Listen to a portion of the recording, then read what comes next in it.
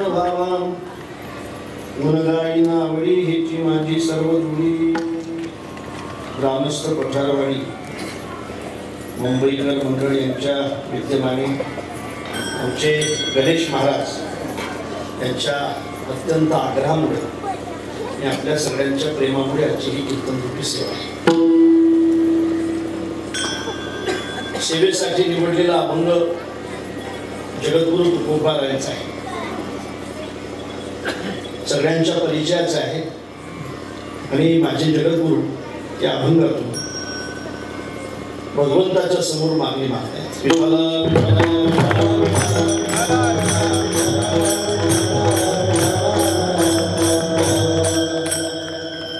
जसा जसा प्रसंग असेल त्या त्या पद्धतीची महाराजांची अभंग रचना आहे. महाराजांनी काही असे ठरवून अभंग केले नाही. महाराज ठरवून काही कवित्व करण्यासाठी बसले नाही. तुका सहज बोलेवाणी सहज ते बोलत होते आणि ते अभंग ठरत होते. सहज बोलण्यामध्ये महाराजांच्या वेद येत होता. वेदाचे वचन सहज महाराजांच्या तोंडून बाहेर पडत होते. मी तो वासुदेव तत्वता अहम ब्रह्मास्मी. देवची बरे तुका म्हणे खरे तुम्ही नाही तत्वमसी नाही. अशा पद्धतीने सहज सहज बोलण्यामध्ये महाराजांच्या मुखातून वेद बाहेर पडत होता आणि त्यावेळेला महाराजांनी असे अनेक अभंग रचलेच. ते लिहिल्या गेले तेवढेच आपल्याला सापडले. जे खऱ्या अर्थाने नाही लिहिल्या गेले ते थांबले, ते राहिले. महाराजांचे अभंग म्हणजे 4000 अभंगच नाही, महाराजांचे असंख्य अभंग आहेत. त्यापैकी कीर्तन सेवेसाठी निवडलेला सुद्धा अभंग आहे. हा अभंग पुण्या प्रकरणातला आहे. तर हा अभंग मागणीवर प्रकरणात आहे. या अभंगातून जगद्गुरु तुकोबाराय मागतायत. मला असं वाटतं की जगद्गुरु तुकोबाराय मागत असतील तर मला असं वाटतं हे जीवन सामान्यच आहे. कारण मागणारं जीवन सामान्य असतं आणि देणारं जीवन विशेष असतं. आजही बघा तुम्ही मागणारा मोठा माणूस जरी असताना त्याला आपला हात खाली करावा लागतो. देणारा लहान माणूस जरी असताना त्याचा हात वर असतो. बरं गरीबच माणसं मागतात असं नाही. गरीबच मागतात असं नाही. गरीब माणसं मागतात त्यावेळेला सुद्धा त्या गरीबाला आपल्या पोटासाठी आपला हात पुढे करावा लागतो. हात पुढे करावा. आणि गरीब माणसं बिचारे रोज मागावं लागतं. त्यांना श्रीमंत माणसं 5 वर्षातून एकदा मागताय. पण मागतात त्यावेळेला सुद्धा त्यांना मागावंच लागतं. लक्षात मागावंच लागतं. मागणारा श्रीमंत असो वा मागणारा गरीब असो, मागणारा हा शेवटी मागणाराच आहे. देणारा श्रीमंत असो वा देणारा गरीब असो, देणारा हा शेवटी देणाराच आहे. मी सांगू तुम्हाला, सागर आहे, समुद्र आहे. आपण मुंबईमध्ये राहणारे आहोत, आपल्या जवळच आहे. आपली भेट झाली होती अर्थात आपण राहणारे आहात, मुंबईच्या काठावर राहणारे आहात. आपण म्हणजे समुद्राच्या काठावर, मुंबईच्या नाही समुद्राच्या काठावर राहणारे आहात. समुद्रामध्ये खूप पाणी आहे, कमी होत नाही बिचारायचं. किती दुष्काळ पडला तरी समुद्राला काही दुष्काळ नसतो नाही का, त्याचं पाणी तेवढंच असतं. पण मला असं वाटतंय की एवढं मोठं पाणी असूनही आपण जर दुष्काळामध्ये असू तर, आपल्याला जर पाणी नसेल तर, या पृथ्वीवर 3 हिस्से पाणी आहे.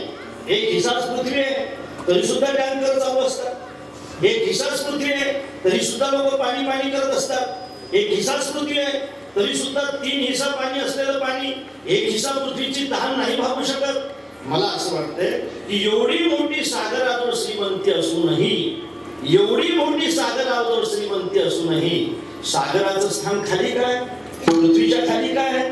त्याचं कारण असं आहे की एवढी मोठी सागरावर श्रीमंती असूनही सागर आजही घेण्याचंच काम करतो. घेण्याचंच काम करतो. गंगा माझ्यामध्ये आली पाहिजे, यमुना माझ्यामध्ये आली पाहिजे, सरस्वती माझ्यामध्ये आली पाहिजे, सगळ्या नद्या मला चून मिळाल्या पाहिजे, सगळ्या नद्या मला चून मिळाल्या पाहिजे. आता हे सगळं तुमच्याच घरी असल्यानंतर आणखी सगळं आपल्यालाच मिळालं पाहिजे, सगळं आपल्याच घरी असलं पाहिजे असं ज्याला वाटते ना त्याला सागर म्हणताय, त्याला समुद्र म्हणताय. मला वाटतं त्याला समुद्र म्हणताय. सगळ्या नद्या आपल्यामध्ये येऊन मिसळल्या पाहिजे असं वाटते सागराला, आणि म्हणून सागराचं स्थान पृथ्वीच्या खाली राहते. घेणारा माणूस श्रीमंत असू द्या, तो जर घेणारा असेल तर त्याचं स्थान पृथ्वीच्या खाली राहत असतं. सागरापेक्षा मेघाजवळ पाण्याची श्रीमंती कमी आहे. सागरापेक्षा मेघाजवळ पाण्याची श्रीमंती नक्की कमी आहे, पण मेघाचं स्थान वर आहे. याचं कारण मेघ घेणारा नाही, मेघ देणारा आहे. घेणारा श्रीमंत सागर, त्याचं स्थान पृथ्वीच्या खाली राहतं. देणारा त्याच्यापेक्षा गरीब मेघ, पण त्याचं स्थान पृथ्वीच्या वर राहतं. म्हणूनच मी सांगितलं होतं, घेणारा श्रीमंत असला तरी सुद्धा त्याचा हात खाली असतो, देणारा गरीब असला तरी त्याचा हात वर असतो.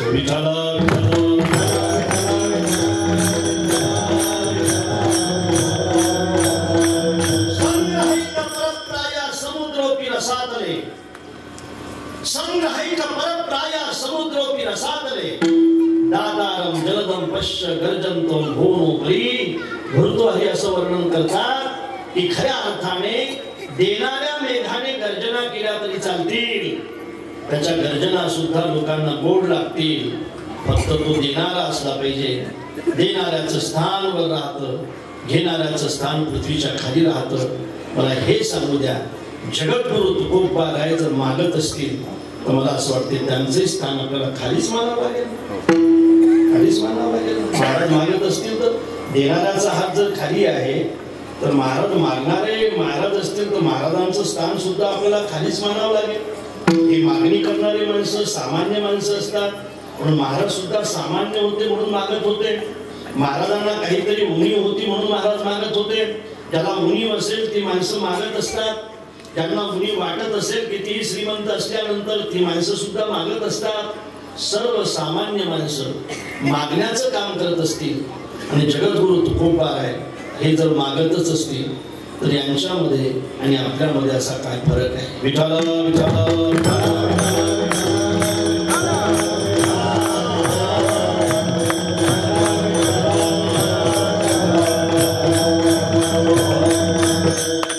फरक नाही असं म्हणावं तर आपलं नाव कोणी घेत नाही. जगद्गुरु तुकोबारायांचं नाव 350 वर्षानंतर सुद्धा आपण विसरायला तयार नाही. मागणारे ज्ञानोबाराय सुद्धा आहेत. आता विश्वात्मके देवे हे मागणंच आहे, पण मला असं वाटतं आपण मागणारे आहोत. आपलं नाव आपल्या घरात सुद्धा राहत नाही. ज्ञानोबारायचं नाव आपण 750 वर्षानंतर सुद्धा विसरत नाही. मागणारे आपणही आहोत.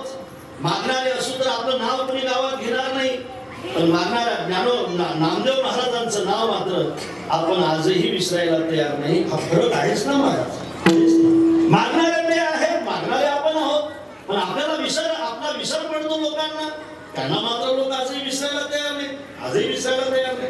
हे काहीतरी असेल म्हणूनच ना मागणारे ते आहेत, मागणारे आपण आहोत.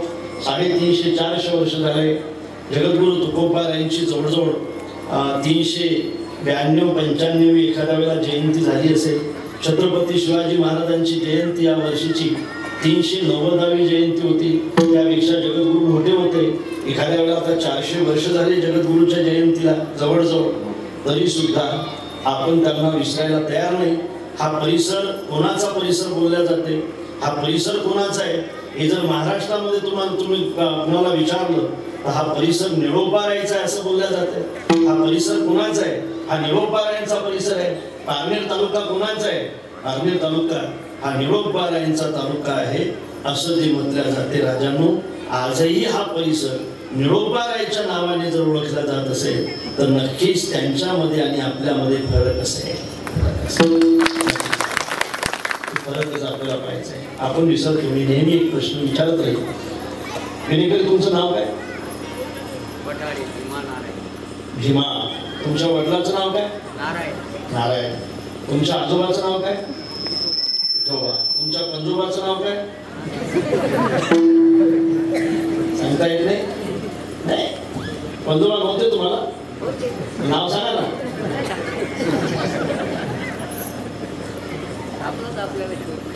आपल्याला शोध नाही. त्याचं कारण असं आहे, स्वार्थी माणसाचा लोक शोध घेत नसतात आणि पारमार्थिक माणसाला लोक 700 वर्षानंतर सुद्धा विसरत नसतात. स्वार्थी माणसाला कुणीच आठवत ठेवत नाही. घरातली माणसं सुद्धा आपल्या सगळ्यांचा विषय. विसरलात आपण आपल्या बंधोबाला, विसरलात आपण आपल्या खापर बंधोबाला. कारण काय? स्वार्थासाठी जगत होते म्हणूनच ना. आपण आजही विसरू शकत नाही ज्ञानोबा राहिला, तुकोबा राहिला, छत्रपती शिवाजी महाराजांना देव धर्म आणि देशासाठी जगत होते म्हणून ना. आमच्या स्वानंद सुखनिवासी जोग महाराजांची 100वी पुण्यतिथी होते आणि सगळा महाराष्ट्र त्या ठिकाणी गोळा होतो. मी खरं सांगू का महाराज, प्रपंचातलं प्रेम हे कमी होत असतं आणि परमार्थातलं प्रेम प्रतिक्षणाने वाढत असतं. प्रतिक्षण वर्ध मानवाची. प्रपंचातलं प्रेम हे कमी होतं, कमी होतं, कमी होतं, कमी होतं. परमार्थातलं प्रेम हे वाढतं, वाढतं, वाढतं, वाढतं. सुख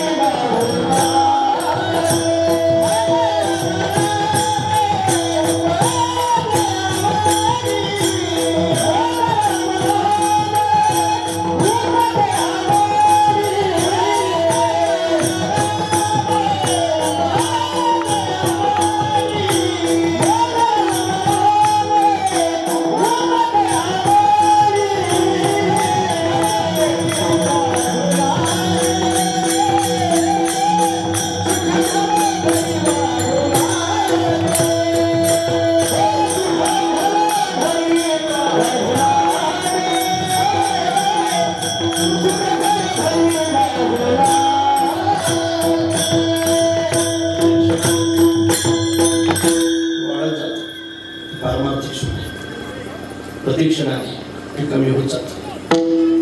प्रापंचिक प्रेम किंवा प्रापंचिक सुख कमी होत जात, वाढत जात. बघा, आम्ही आजही जोग महाराजांना विसरायला तयार नाही.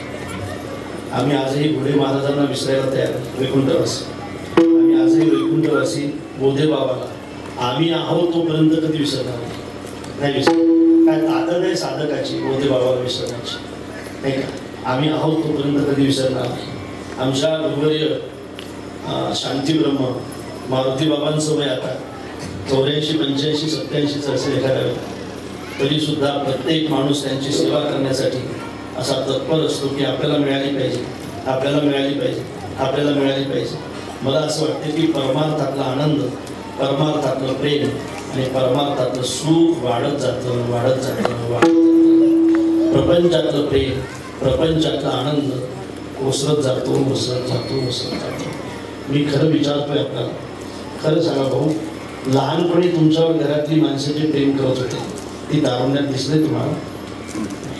तारुण्यात आहे ते म्हातारपणात राहते नाही ना. लहानपणी घरातली माणसं जसं प्रेम करतायत ना तसं तारुण्यात नाही करत. तारुण्यात कामाला पाठवतात, जा काम कर, नाही का, काम नाही करत. मला वाटते नंतर नंतर तर प्रेम कमी होत जातं, कमी होत जातं. तुम्हाला काही कळत नाही आहे ना. असं कोण म्हणते, असं कोण म्हणते? मुलं म्हणतात, नंतर कोण म्हणते, नाही का? जे मुख्य आहे त्याचं नाव सांगा ना. तुम्हाला काही कळत नाही, बरोबर आहे ना?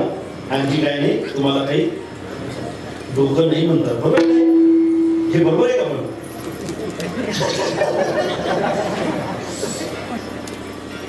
तारुण्यामध्ये जे प्रेम आहे ते म्हातारपणात राहत नाही, राहत. बघा तुम्ही, प्रपंचातलं असंच असतं. नेहमी विचारेल, तुम्हाला कळलं पाहिजे म्हणून विचारतो का? खरं सांगा माझ्या मातांनो, लहानपणी तुम्ही तुमच्या मुलावर जेवढं प्रेम करत होता तेवढे तुमची मुलं तुमच्यावर आता प्रेम करतात.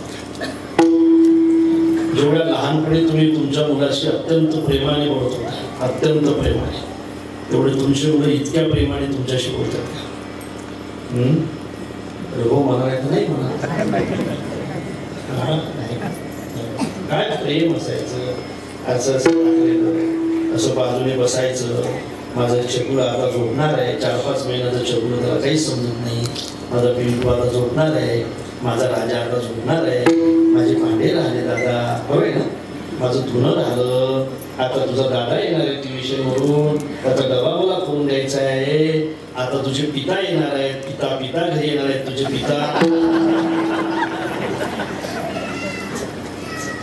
पिताच म्हणतात नाही, पिता घरी येणार आहे, त्यांच्या अंगावर थंडगार पाणी टाकायचं आहे.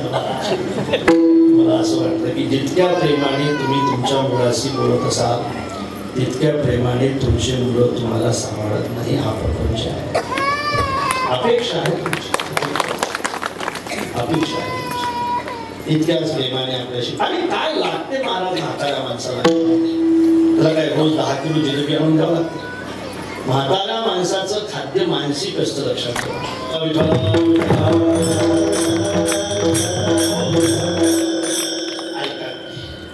प्रपंचातलं प्रेम कमी होत राहतं, परमार्थातलं प्रेम वाढत जातं.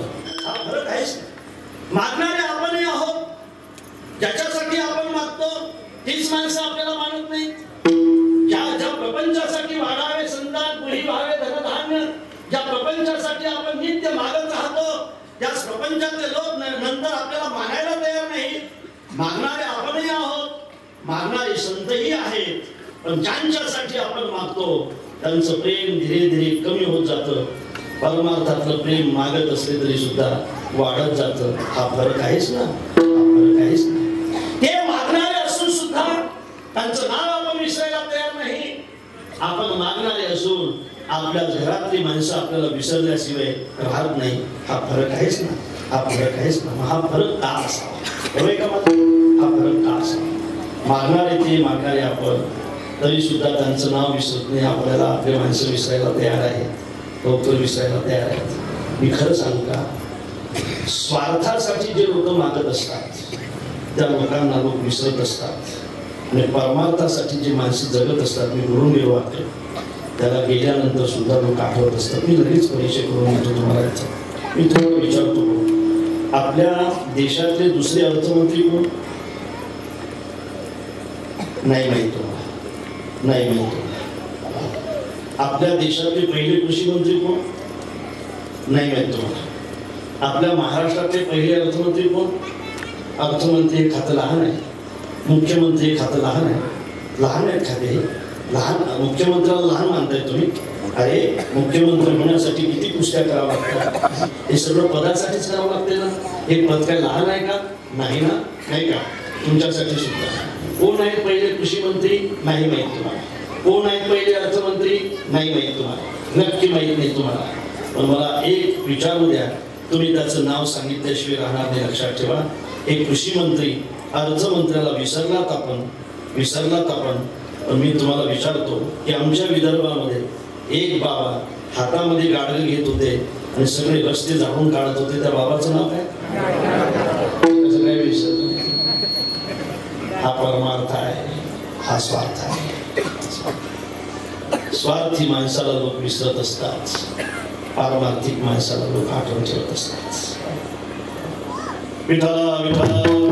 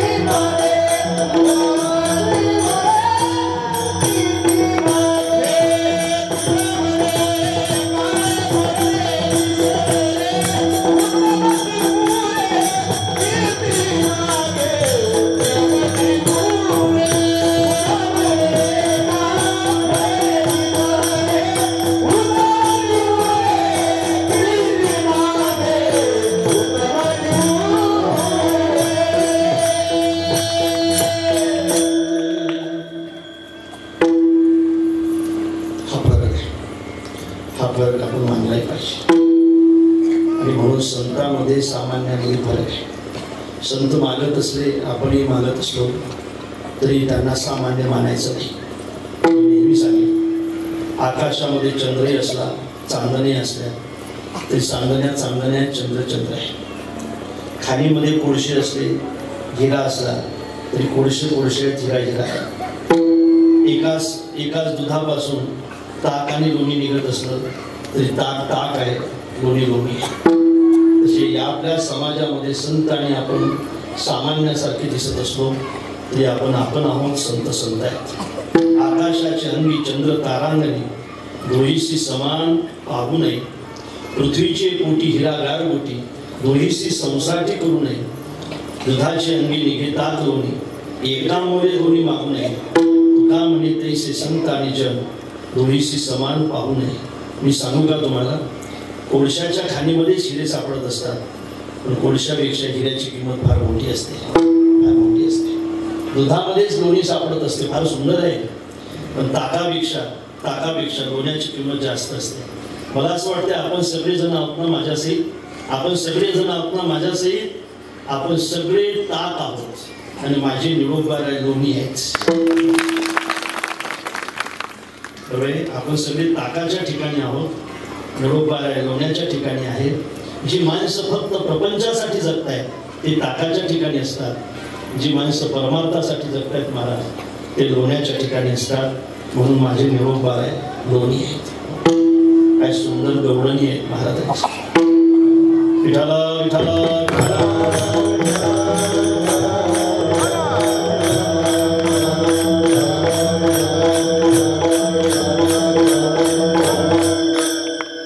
लोणी म्हणजे काय, निष्ठा म्हणजे लोणीच काय, निष्ठा म्हणजे लोणीच. निरोपबार आहे. संप्रदायामध्ये ज्ञानाचं उदाहरण द्यायचं असलं की ज्ञानोबारायचं द्यावं लागतं. संप्रदायामध्ये वैराग्याचं उदाहरण द्यायचं असलं की तुकोबारायचं द्यावं लागतं. संप्रदायामध्ये नामचिंतनाचं उदाहरण द्यायचं असलं ते नामदेव महाराजांचं द्यावं लागतं. संप्रदायामध्ये शांतीचं उदाहरण द्यायचं असलं तरी नाथ महाराजांचं द्यावं लागतं. आणि संप्रदायामध्ये निष्ठेचं उदाहरण जर द्यायचं असेल तर ते निरोपबारायचं द्यावं लागतं. वैराग्य कोणासारखं, तुकोबारायसारखं. नाम साधना कोणासारखी, नामदेव महाराजांसारखी. ज्ञान साधना कोणासारखी, ज्ञानोबारायसारखी. आणि का शांती कोणासारखी, नाथ महाराजांसारखी. निष्ठा कोणासारखी, निरोपबारायसारखी. तुझं लागे येथे बुलाविले कोणी, प्रार्थीला वाचून आला शिका. निळामणी आम्ही नोडो खोजी देवा, तू कयाचा धावा करीत असो. निष्ठा काय करणार नाही. निष्ठेने काहीही होऊ शकते. निष्ठेने वर गेलेल्या माणसाला सुद्धा खाली यावं लागतं. त्याचा अर्थ असा आहे की निरोपबारायची निष्ठा अपूर्व आहे आणि त्यांची निष्ठा हेच त्यांचं नाव आहे.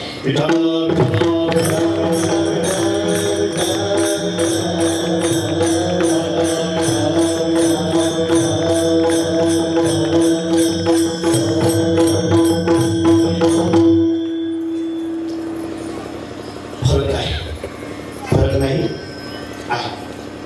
सांगू द्या मला, तुमच्या घरचा दगड कितीही चांगला असला म्हणून काय त्याला तुम्ही पिंड म्हणणार? तुमच्या घरचा दगड कितीही चांगला असला म्हणून काय तुम्ही त्याला पिंड म्हणणार? नाही ना. तुमच्या गावची नदी किती मोठी असली म्हणून काय तुम्ही तिला सागर म्हणणार? तुमच्या गावची नदी कितीही मोठी असली म्हणून काय तुम्ही तिला सागर म्हणणार? अरे तुमच्या तालुक्यातला एखादा माणूस कितीही श्रीमंत असला म्हणून काय तुम्ही त्याला साधू म्हणणार? संत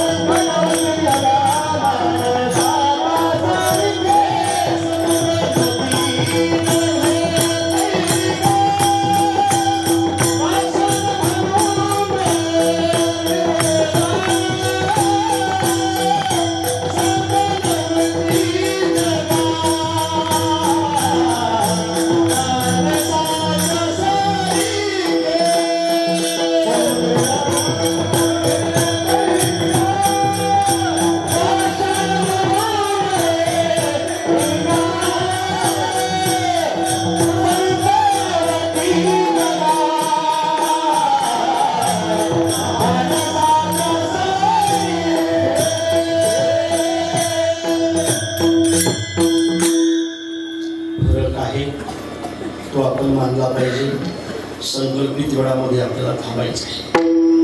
मागणं सारखं असतं महाराज, बरं का मुंडे महाराज, मागण्यामध्ये फरक आहे ना. मागणं असलं तरी मागणं हा विषय जरी असला तरी फरक आहे ना. आपण मागतो आपल्यासाठी, संत मागतात समाजासाठी. फरक नाही, फरकच आहे. आपण मागतो आपल्यासाठी, संत मागतात देवासाठी. अरे देवासाठीच देवाजवळ मागणं हे का मागणं आहे? समाजासाठी देवाजवळ मागणं हे का मागणं आहे? बघा ना, आई कुणासाठी मागत असते? आई आपल्यासाठी मागत नाही, आई मुलासाठी मागते. व आई मागणारी असली तरी सुद्धा ती आईच आहे. संत कोणासाठी मागतायत? संत स्वतःसाठी मागत नाही, संत समाजासाठी मागत असले तरी, संत मागत असले तरी सुद्धा ते संतच आहेत. काय मागितलं माझ्या ज्ञानोबारायाने?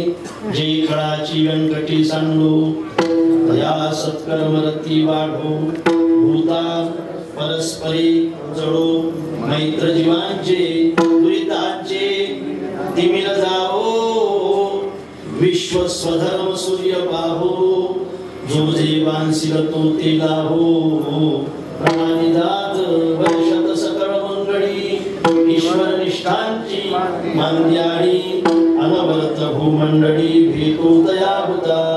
चला कल्पतरुचारव, चेतना चिंतामणीचे गाव, बोलते जे अर्णव पियुषांचे, चंद्रमेघे आलांचन, मातंड जे तापहीन, हे सर्वाही सदा सज्जन, स्वैरे होतो किंबहुना सर्व सुखी, किंबहुना सर्व सुखी, किंबहुना सर्व सुखी.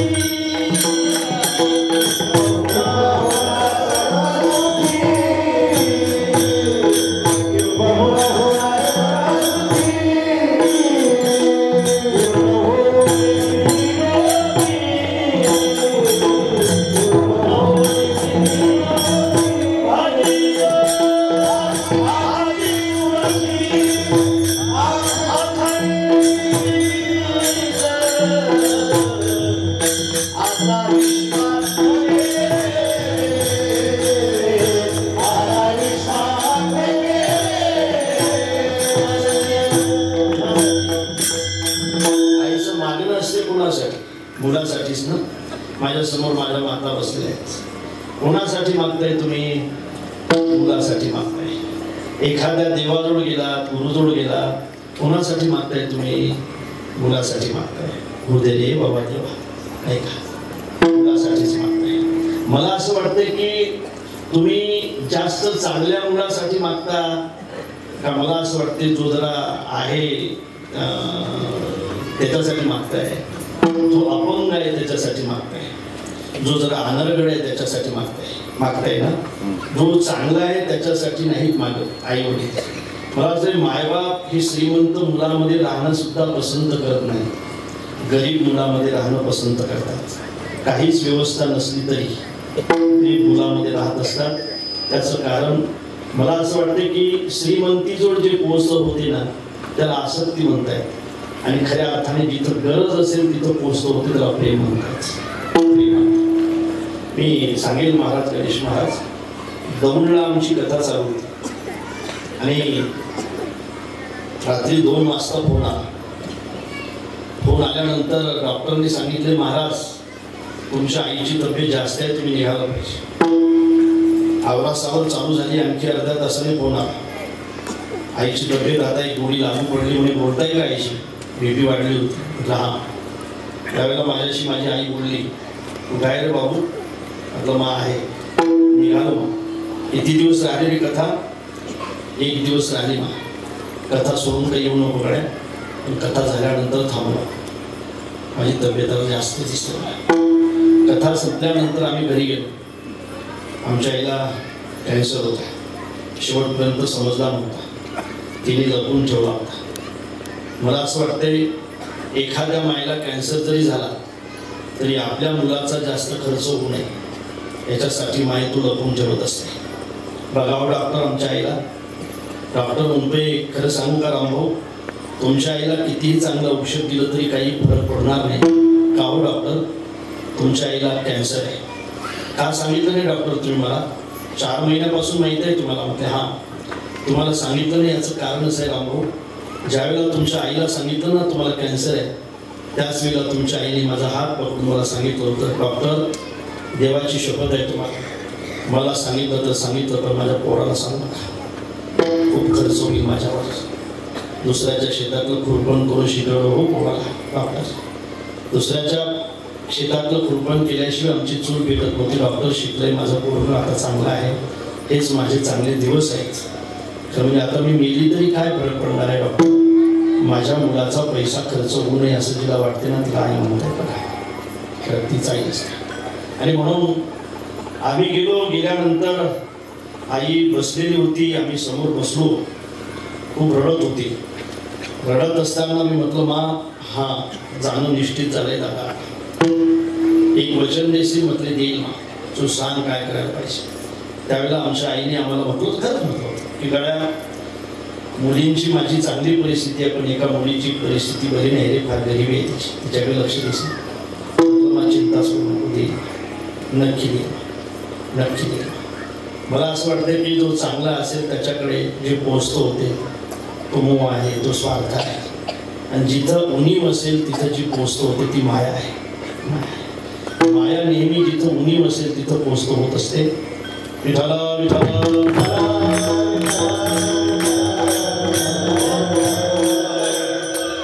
आई ज्या वेळेला मागायला जाते ना त्यावेळेला आई आपल्यासाठी काहीच मागत नाही, आपल्या मुलासाठी मागत असते. जो मुलगा चांगला आहे, जो मुलगा शाबूत आहे, सगळं चांगलं आहे त्याच्यासाठी नाही मागत, ज्याच्याजवळ काही उणीव असेल त्याच्यासाठी मागत असते. आणि माझी खऱ्या अर्थाने माऊली सुद्धा, आळंदीतली माऊली सुद्धा कुणासाठी मागते? शून्य मुलासाठी मागत नाही, खड मुलासाठी मागते. जे खडाची व्यंकटी सांडो, जे खडाची व्यंकटी सांडो, तया सत्कर्म रती वाढो, त्याला सत्कर्म करण्याची वृत्ती दे रे बाबा देवा. जे खडाची व्यंकटी सांडो, एखाद्या वेळेला गावामध्ये सप्ताह असल्यानंतर त्याला वर्गणी द्यायची इच्छा होते रे बाबा देवा. नाही का? पाय रे बाबा देवा, माझ्या पोराकडे खूप समजावून सांगितलं रे, लेखा ऐकत नाही रे, रोज संध्याकाळी रेजिम खेळ येते. चांगले त्याची मुलं समजदार झाल्यानंतर जर रेजिम खेळत असेल तर त्याच्या पोराचं कसं होईल रे बाबा देवा? एवढं पाहणं रे बाबा देवा, त्याची ही व्यंकटी आहे, याचा जो खडपणा आहे आता सुटलं पाहिजे ना. आता खूप दिवस झाले ना, मुलं समजदार झाल्यानंतर सुद्धा पिऊन घरी, हे काय बरोबर आहे का? बरोबर आहे, बरोबर आहे का माझं? बरोबर आहे का? बरोबर आहे का माझं? असं मागते. आई आपल्यासाठी नाही, आई नेहमी आपल्या मुलासाठी जर मागत असेल तर आईचं मागणं मागण्यामध्ये जमाच होत नाही. माझी माऊली स्वतःसाठी नाही, माझी आळंदीची माऊली तर खऱ्या अर्थाने खड लोका साधका अर्थात साधक म्हणावं लागेल मला, व्यंकटी आहे त्याच्यासाठी जर मागत असेल तर मला असं वाटतंय की हे मागणं मागण्यामध्ये जमा होत नाही. माऊलीचं मागणं दुसऱ्यासाठी आहे. या अभंगातलं महाराजांचं मागणं स्वतःसाठी नाही तर देवासाठीच आहे. सांगा महाराज काय पाहिजे तुम्हाला? मी काही द्यायला तयार आहे. सांगा तुम्हाला काय पाहिजे? मी तुमचा ऋणी आहे, मी मालक म्हणून तुम्हाला देत नाही, ऋणी म्हणून देतोय. माझ्यावर खूप कर्ज आहे महाराज तुमचं, खूप सेवा केली तुम्ही, तुम्ही मागाल ते मी तुम्हाला द्यायला तयार आहे. मी दिलंय अनेकाला. येशे थोरविला मारुती, विभीषण केला लंकापती, अवदार्य देवनी कर्णा हाती, कीर्ती दिगंती फाकविली, यशस्वी अवदार्य ज्ञान वैराग्य ऐश्वर्य, हे साही गुणवर्य वसती जेथ म्हणून तो भगवंतू. अर्थात हे सगळं ऐश्वर्य, हे सगळे गुण मी दिले, मी माझे गुण सुद्धा दुसऱ्याला द्यायला तयार आहे. महाराज सांगा काय पाहिजे? विठ्ठल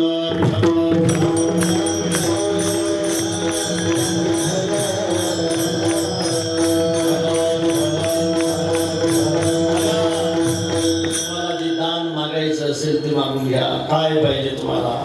मी तुम्हाला द्यायला तयार आहे. ब्रह्मपद देऊ का? महाराज म्हणतात नाही, ब्रह्मपदाधिक भोग, भोग नव्हे तो भवरोग, पाताळीचा म्हणतात पाताळीची आधिपत्य हे तो मानती विपत्य इंद्रपदाधिक भोग भोग नव्हे तो भवरोग नाही का ब्रह्मपद देऊ का महाराज म्हणतात ब्रह्माधिक पदे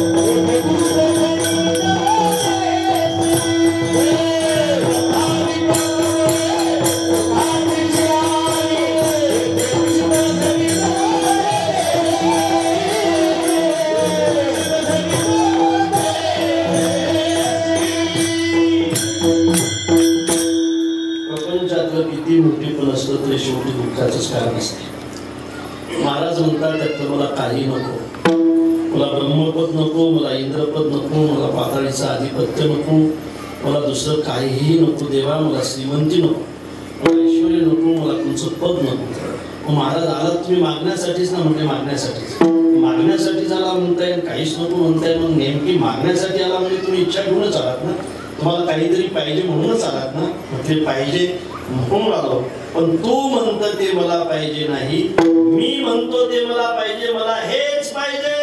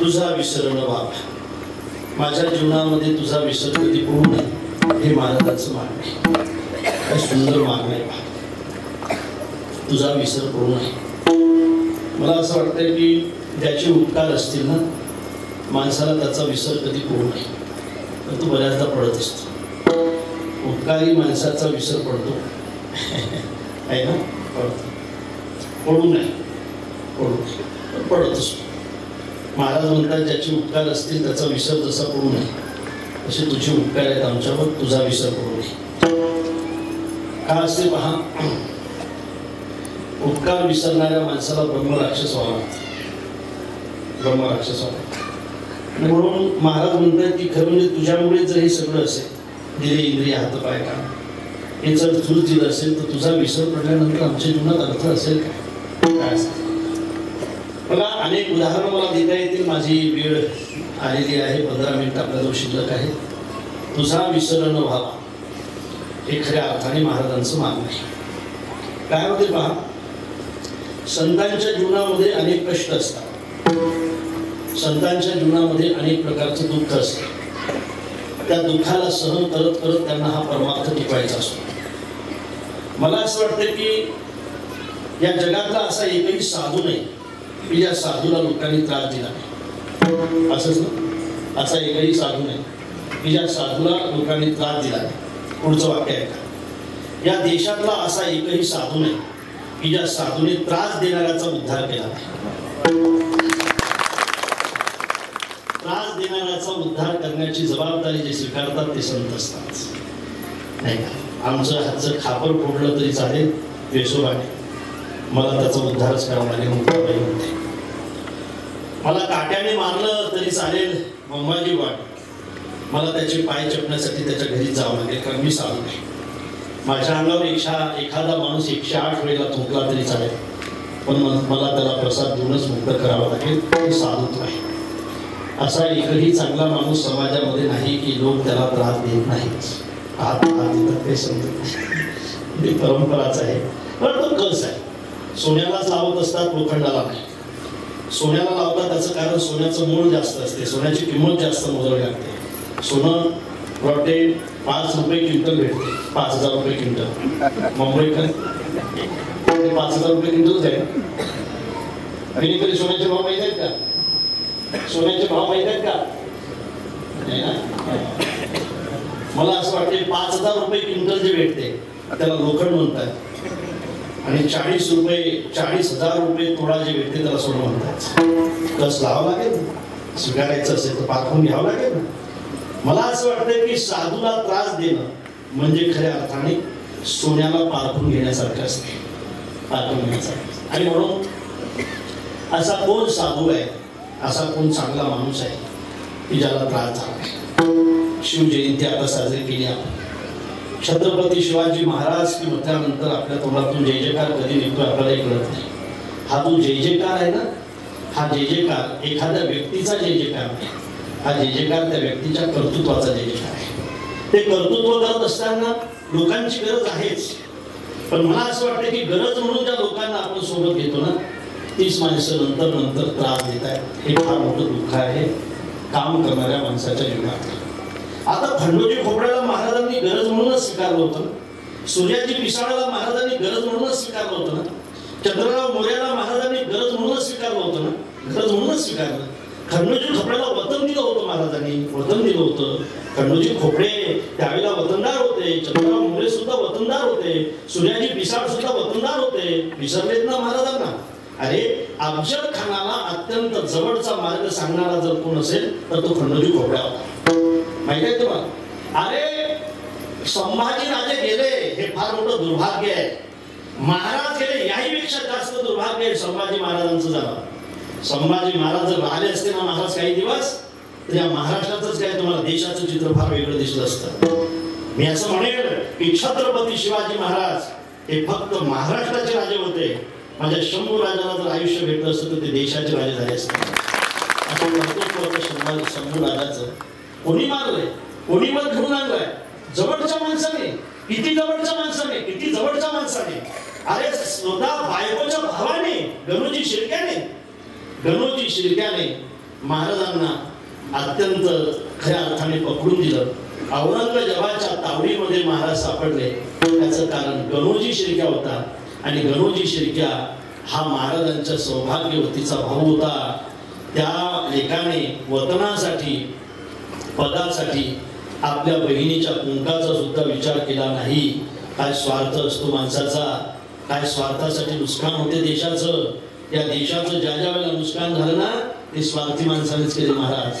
स्वार्थी माणसं नुकसान करत असतात. स्वार्थी माणसं किती मोठे असले तरी त्यांना मोठं मानू नका, ते नुकसान करण्यासाठी स्वार्थी असतात. पदाचा विचार करणारी माणसं, वतनाचा विचार करणारी स्वार्थी माणसं गणोजी शिर्क्यासारखे शंभू राजाला पकडून दिलं, शंभू राजा पकडले गेले.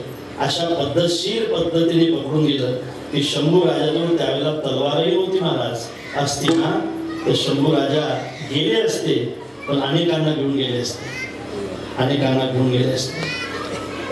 करतातच ना माणसे. माझी विनंती आहे तुम्हाला, तुम्ही खरं ऐकत असाल तर चांगल्या चांगल्या कामाला अडचणीत आणू नका. तुमचं काय मत आहे? चांगला काम करणारा माणूस आपला विरोधक असला तरी त्याला गावाचं चांगलं करायचं असेल तर करू द्या, करू द्या. आपण मरणार आहोत, आपण मरणार आहोत. आपण मेल्यानंतर आपल्या राखीचा सुगंध यावा असं वाटत असेल ना, एकतर चांगलं काम करा, नाहीतर चांगलं काम करणाऱ्या माणसाला मदत करा. घातली अभय नरकाचा. चांगलं काम करणाऱ्या माणसाला मदत होणं सुद्धा महत्वाचे असते. तुमचं काय मत आहे मला माहित नाही, पण माझं मत हे आहे. चांगलं समजते ना दादा आपल्याला? अरे अन्नातला आणि शेणातला फरक समजतो ना आपल्याला. फरक समजत असेल तर मग अन्न खायला काय हरकत नाही, पण तसं होत नाही. विठाला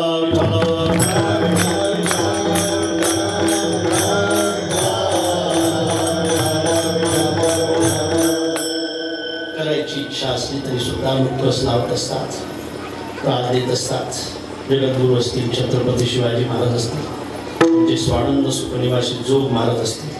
आताचा काळ पाहला तरी सुद्धा चांगलं काम करणाऱ्या माणसाला चांगले चांगले माणसं अडचणीत आणण्याचा प्रयत्न करत असतात.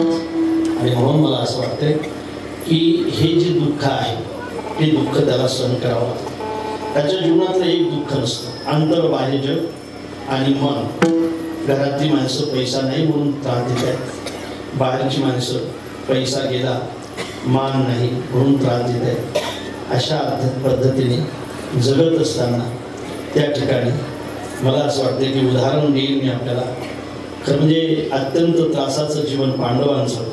12 वर्षाचा वनवास, 1 वर्ष अज्ञातवास भोगत असताना अज्ञातवास संपला, पांडवांना राज्य मिळालं.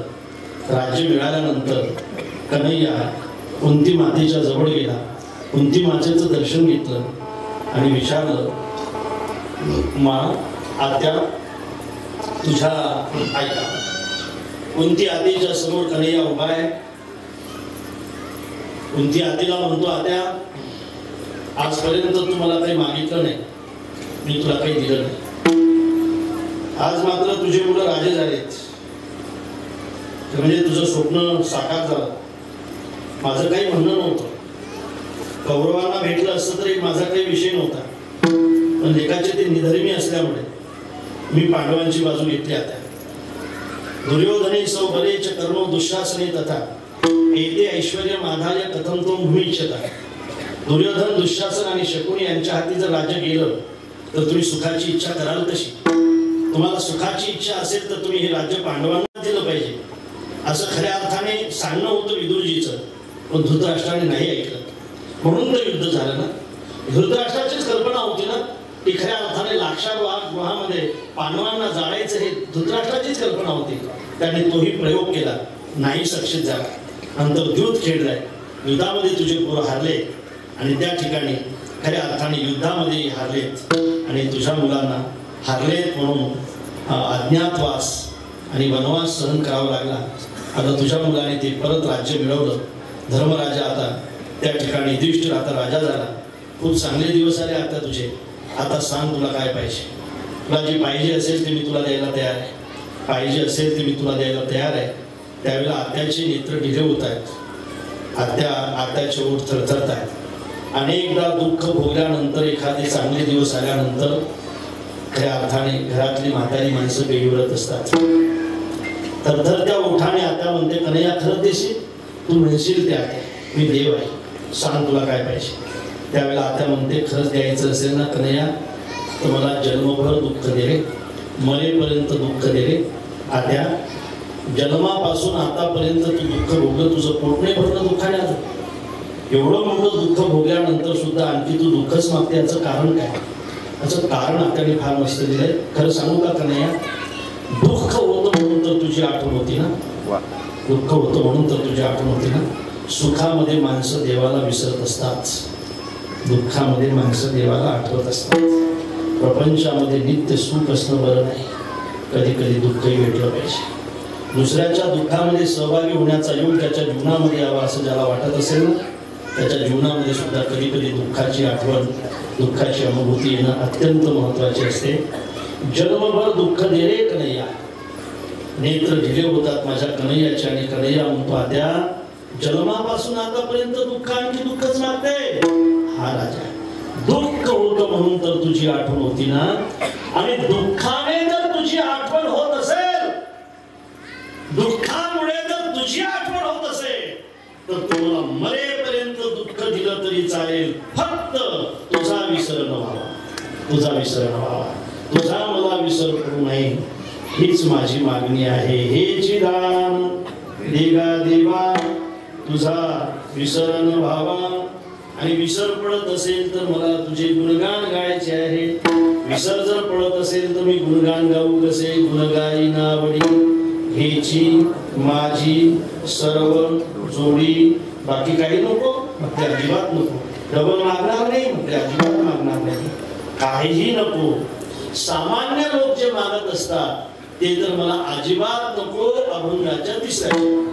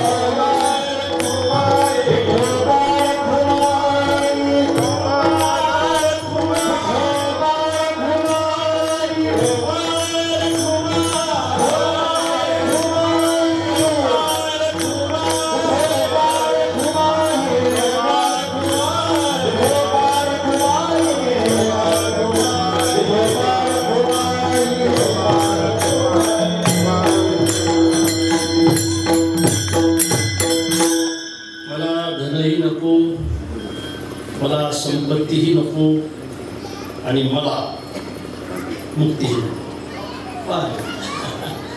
संपत्तीही नको, धनही नको. संपत्ती म्हणजे संपदा, जे पोसत राहते त्याला संपत्ती असं म्हणतात. एक एखादी पोखी ऐशी बहुत पदार्थे एकी संपादले ही गती संपत्ती म्हणजे त्याला संपत्ती म्हणतात. हे वाढत राहते ती संपत्ती, संपदा. आणि जे आहे ते धन. मला धनही नको, संपत्ती नको आणि खऱ्या अर्थाने मला मुक्तीही नको. हे काहीही मला नको. संपत्ती आणि खऱ्या अर्थाने धन मागत नाहीत महाराज, हे आपण समजू शकतो. पण मुक्ती मागत नाही. मला मुक्ती नको. मग काय पाहिजे? मला संतांचा संग पाहिजे. आजची कीर्तनरूपी सेवा विराम घेत असताना या अभंगातून जगद्गुरु तुकोबाराय दोन मागण्या मागतात. पहिली मागणी आहे तुझा विसर न व्हावा. दुसरी मागणी आहे संत संग देई सदा. मला असं वाटतं या दोन्ही मागण्या अत्यंत महत्वाच्या आहेत, जोडून आहेत. संतांचा संग असेल तरच माणसाला नित्य भगवंताची आठवण आहे. संतांचा जर संग नसेल, संगती जर चांगली नसेल तर धीरे धीरे माणसं विसरत जातात, बरोबर आहे ना. म्हणून आठवण राहण्यासाठी संगती सुद्धा चांगली असली पाहिजे आणि म्हणून संतांचा संग महत्वाचा. तुझा विसर न व्हावा यासाठी संत संग देई सदा, संत संग देई सदा, याचं कारण तुझा विसर न व्हावा. अशा ह्या मागण्या आहेत.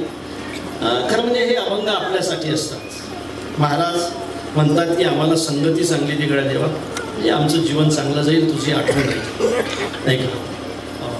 पडोनी राहील तय ठाई, मुगाची संताची आई, तुझी आनगा. मला असं वाटतं की ही जी मागणं आहे ही संतांचा संग, ही भगवंताची आठवण होण्यासाठीच मागणं आहे. माझ्या राजांनो, संगती ही जीवनामध्ये अत्यंत महत्त्वाची आहे. मला असं वाटतं की याला चांगलं जगायचं असेल त्याची संगती चांगली असली पाहिजे. याची संगती चांगली असेल त्याचं जगणं सुद्धा चांगलं जाते. बघा तुम्ही विठाला विठाला तुका म्हणे जिने आणि भले म्हणजे ज्याला चांगलं जगायची इच्छा असेल त्याची संगती चांगली असली पाहिजे, बरोबर आहे का. मला संगती चांगली असली पाहिजे, त्याला चांगलं जगता येते. चांगल्या संगतीने माणसं चांगले होतात आणि म्हणून संगती अत्यंत महत्त्वाची आहे. संत संग देई सदा, सदा हा शब्द सुद्धा महत्त्वाचा आहे. कधी कधी नको, नित्य संतांची संगती पाहिजे. आणि संगती ही माणसाच्या जीवनात जीवन सफल बनवते. सफलता आणि निष्फलता म्हणजे काय हो, माणसाचं जीवन सफल होणं म्हणजे काय श्रीहरी महाराज, निष्फल म्हणजे काय सांगेल मी आपल्याला. संतांच्या संगतीने तुम्ही राहत असाल तर तुमचा काही रोग जाणार नाही, तुमची ती गरिबी जाणार नाही, तुमचं मरणही चुकणार नाही. चांगल्या संगतीने, चांगल्या संगतीने राहिलं म्हणून काय माणूस मरत नाही, चांगल्या संगतीने राहिला म्हणून काय माणसाला रोग होत नाही, चांगल्या संगतीने राहिला म्हणून काय माणसाची गरिबी जाते, असं नाही.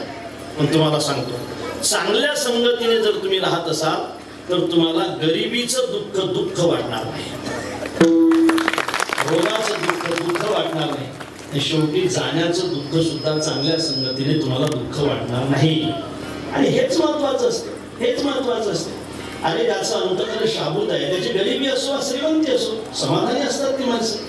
गरिबी श्रीमंती आहे वृक्षाची नाही, आभराची सावली आहे, जाईल ना या कधी जाईल काही सांगता येत नाही. त्याच्यावर विसंबून माणसाने राहायचं नसते, फक्त आपलं समाधान टिकून ठेवणं हे महत्वाचं आहे.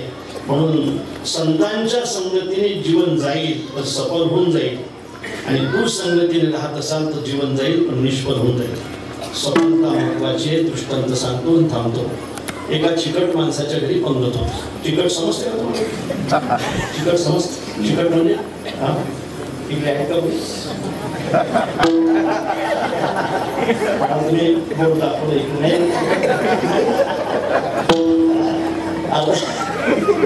एका चिकट माणसाच्या घरी पंगत होती. चिकट म्हणजे काय? म्हणजे कंजूस, आणि कंजूस म्हणजे चिकट. चिकट माणसाच्या घरी पंगत होती. पहा, 1000 माणसाची पंगत होती. मुंडे महाराज त्यांनी एक वाटीभर तूप आणलं होतं, एवढ्याशा. आता एवढ्याशा वाटीभर तूप 1000 माणसाला पुरलं पाहिजे, दुसरी वाटी भेटणार नाही. एवढ्याशा वाटीभर तूप 1000 माणसाला वाढायचं आहे. कशाने वाढसा? पडीने का चमच्याने? कशाने वाढणार आहे पूर्व? एवढ्याशा वाटीभर तूप 1000 माणसाला वाढायचं आहे. कशाने? चमच्याने वाढसा का पडीने? चमच्याने. एवढ्याशा वाटीभर कसं काय पुरेल? एका दुसरी वाटी नाही, सगळ्याला पुरलं पाहिजे. चमच्याने वाटायचं नाही, काळीने सुद्धा जास्त जाईल.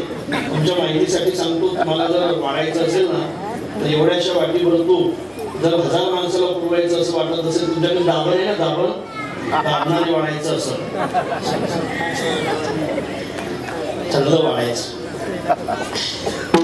आणि खरं म्हणजे तुपाची वाटी कळवायसाठी ठेवली. पिस्तव एक माणूस नौकर गेला उचलाय, जास्त तापली होती, तुपाची होती, चटका बसला त्याला, गेलं तूप सगळं चुलीत सांगलं. तो चिकट तिथं आला, रडायला लागला, ह्या तूप गेलं, ह्या तूप गेलं, ह्या तूप गेलं. बाईने ओळखलं आपलंच आहे,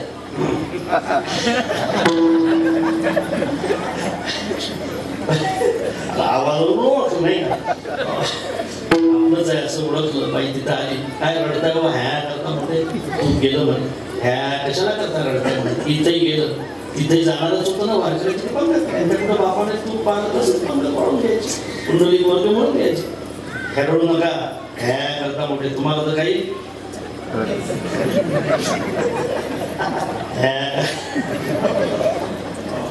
अर्थात आले मूर्खायची लागतं इथं चुलीत गेलं तिथं पोटात जाणार तो काय चुलीत टाकण्यासाठी आणलं तो पोटात घालण्यासाठी आणला मी खरं सांगू तुम्हाला आणलेलं तूप पोटात जात असेल तर ह्या तुपाची सफलता आहे आणि आणलेलं तूप जर चुलीत जात असेल तर ह्या तुपाची निष्फलता.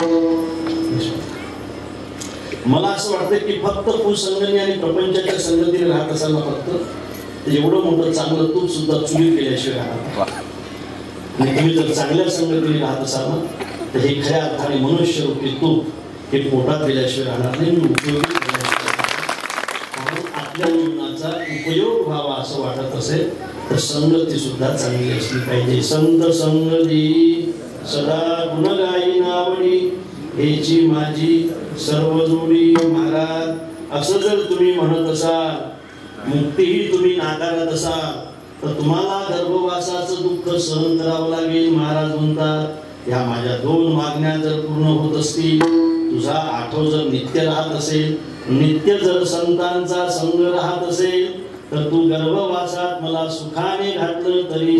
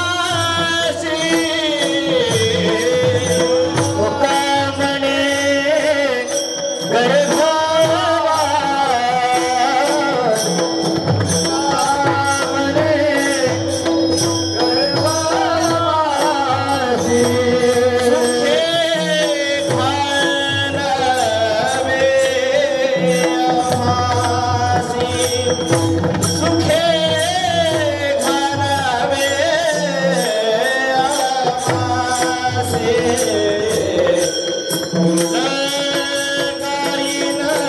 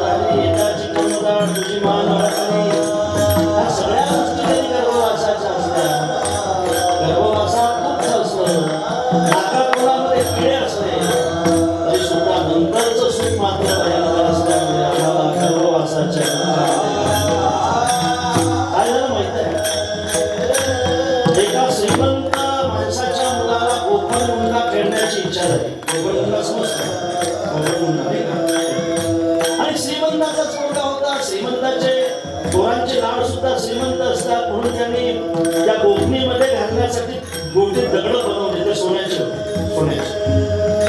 दगड बनवून तो गोफण पुन्हा खेळण्यासाठी गेला शेतामध्ये आणि त्या मावशाकडून असा आवाज गुंड्यामध्ये गोफणमध्ये गुंडा घालून फेकत होता. एक ब्राह्मण त्या रस्त्याने चालले होते. नेमका तो दगड त्या ब्राह्मणाच्या पाठीमध्ये लागला. दगड होता तो संतप्त झाले ब्राह्मण बुवा. कोणी कोण आहे दगड मारणार श्रम वाटते का नाही. दगड मारण्यासाठी आपला हा रस्ता आहे. आम्ही रस्त्याने चाललो होतो. कोणी मारलाय दगड म्हणून आता याला सजा केली पाहिजे म्हणून तो दगड शोधण्यासाठी ब्राह्मण बुवा निघाले. ज्या वेळेला ब्राह्मणाला तो दगड सापडला तो सोन्याचा होता. ब्राह्मण बुवा मध्ये आणखी 2-4 उद्या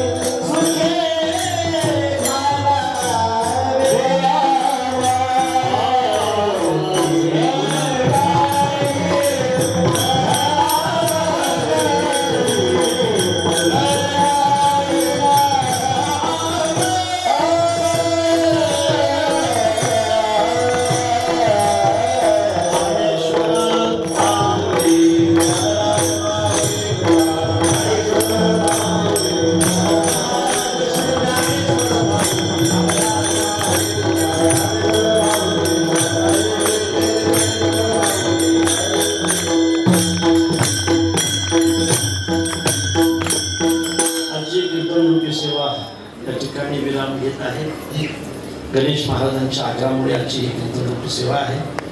मी निरोपारायच्या चरणी अशीच प्रार्थना करतो. तुमच्या इतकी तर आमची निष्ठा नाही. मला असं वाटते आमची सुद्धा संप्रदायावर निष्ठा असली पाहिजे. ती सतत तेवत राहिली पाहिजे. किती दिवस त्या शिबिरामध्ये शेवटचा रक्ताचा थेंब आहे तोपर्यंत राहिली पाहिजे. ही शुभकामना माझ्या निरोपारायच्या चरणी समर्पित करतो. माझ्या सेवेला या ठिकाणी विराम देतो. विठ्ठल